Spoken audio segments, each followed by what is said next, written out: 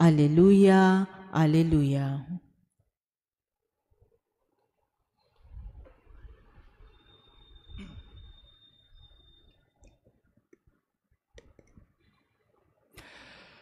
The Lord be with you. And with your spirit. A reading from the Holy Gospel according to Saint John. Glory to you, O Lord.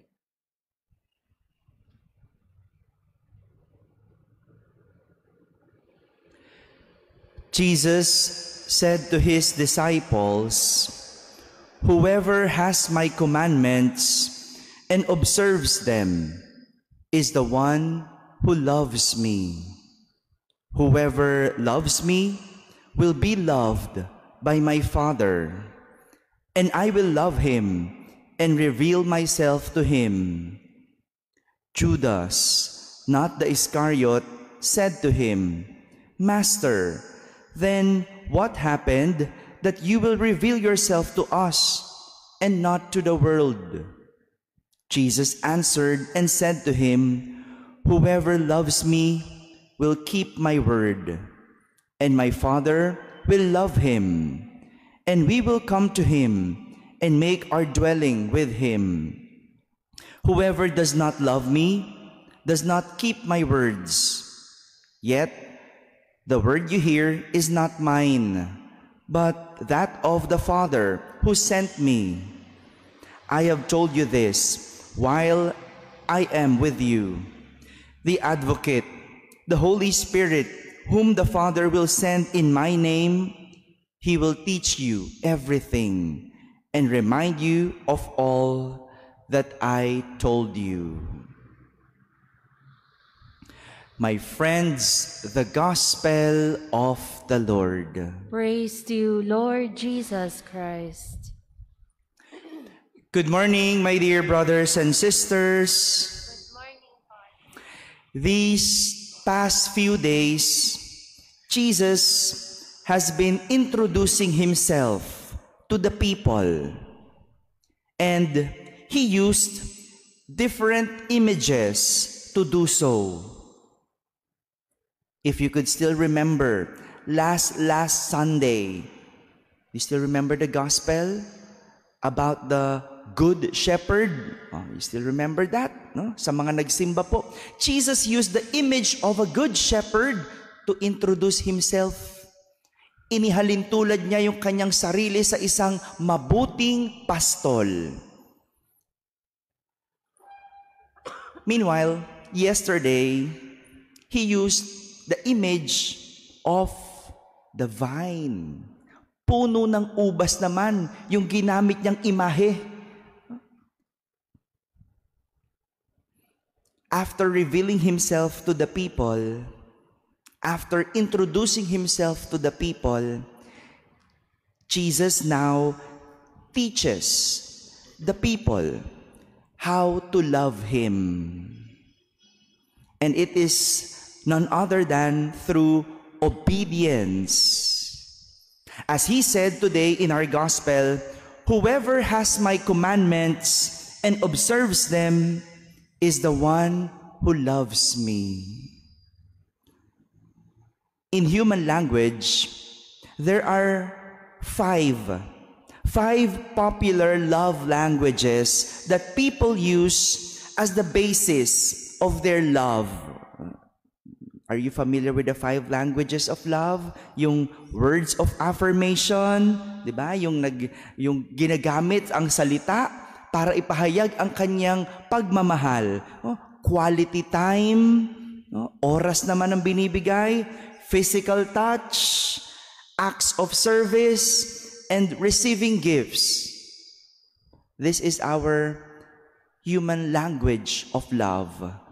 All these are what we do and look for when it comes to love. Kaya nga pagka pakiramdam mo, hindi mo naririnig yung pagmamahal, siguro ikaw ay masalita. No? Your language of love is words, through words. May iba sa oras, may iba sa regalo, may iba sa serbisyo, iba-iba. May iba naman touchy. But for Jesus, What He looks for when it comes to loving Him is not through these languages, but through obedience. Through the obedience of a person. Through obedience, a person is able to prioritize others. Therefore, it becomes selfless.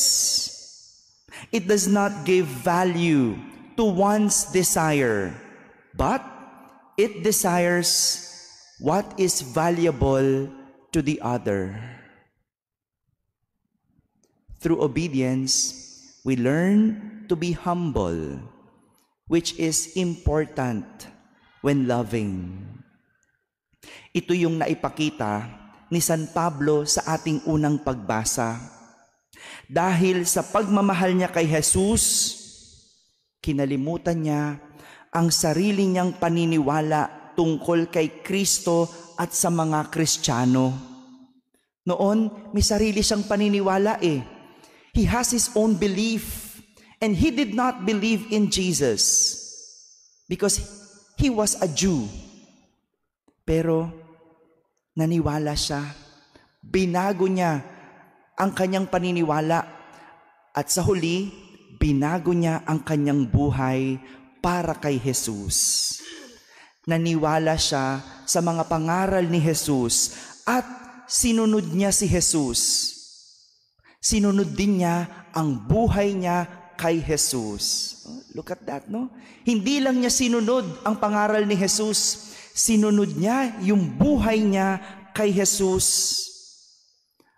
Ang pagsunod ni San Pablo ay hindi lang sa mga salita at utos ni Jesus, kundi sa mismong klase ng buhay at pamumuhay ni San Pablo.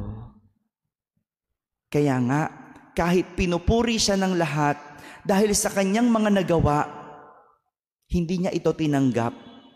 Dahil malinaw kay San Pablo na hindi sa kanya nagmula ang lahat ng iyon, kundi sa Diyos. Kay Jesus, sinusunod lang niya ang Diyos. Madali ba ang lahat ng ito? Hindi. Hindi madali ang sumunod sa Diyos. Mahirap ang isunod ang ating buhay kay Jesus. Kaya nga, siguro, sinimulan ni Jesus na ipakilala ang kanyang sarili bilang mabuting pastol. Isang pastol na nangangalaga sa kanyang mga tupa, na hindi hahayaang mapahamak sila. Kaya nga siguro, pinakilala ni Jesus ang kanyang sarili bilang puno ng ubas, na ang sino mang nakakabit sa kanya ay hindi mamamatay, kundi mabubuhay at mangumunga. Lahat ito ay dahil alam ni Jesus na darating ang araw, mahihirapan tayong sundin ang lahat ng sinasabi niya. Mahihirapan tayong sundin ang Diyos. Lalo na kapag tila hindi umaayon sa atin ang panahon. Lalo na kapag sinasabihan tayong magpatawad. Lalo na kapag sinasabihan tayong magbago. Mahirap sumunod sa Diyos. Pero kung babalikan natin at aalalahanin natin kung paano ipinakilala ni Jesus ang kanyang sarili, walang dahilan para tayo'y mahirapan sundin ang Diyos. Hirap magbago? Totoo. Pero pinakilala sa iyo ng Diyos na kung ikaw ay nasa Kanya, hindi ka mapapano, hindi ka maaano. Mahirap baguhin ang buhay? Totoo. Pero pinakilala sa atin ni Jesus na siya ang puno ng ubas, na kapag tayo'y nakakonekta sa Kanya, kapag tayo'y nasa Kanya, tayo'y mabubuhay at mamumunga. Kung aalalahanin lang natin kung paano ipinakilala ni Jesus ang Kanyang sarili, walang dahilan para tayo'y mahirapang sundin ang Kanyang sinasabi. The true test of love is when difficult times come. My dear brothers and sisters, obedience is Jesus' language of love. Just like his obedience to the Father, may we also learn to obey Jesus as our language of love for him. Amen.